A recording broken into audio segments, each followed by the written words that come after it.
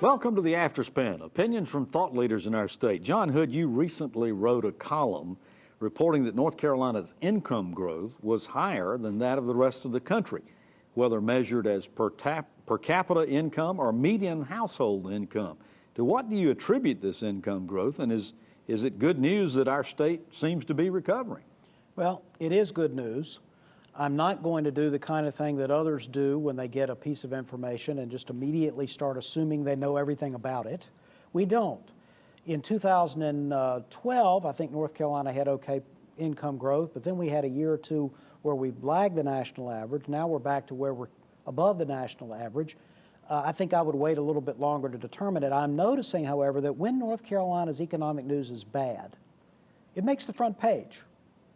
When North Carolina's economic news is good, it tends to not be as widely publicized, or there's attempts to explain it away. Well, it doesn't really mean what we say. When the unemployment rate was down lower than the national average, it was an irrelevant statistic. Now that it's above the national average, it's really important. It's the most important thing to know.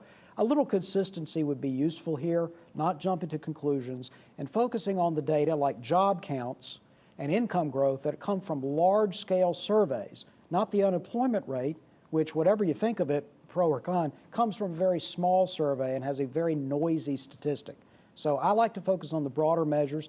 They're looking pretty good right now, but we need to be careful about drawing firm conclusions on the causes. You're still have a little bit of a question mark here. Well, North Carolina is not the leading, not the top in the nation. We're in the top 10, top 12, depending upon the measure, but so is South Carolina on some of these. So is Florida. There are other states in our region that are doing fairly well. Virginia isn't. Tennessee typically isn't. I want to know more about why that is.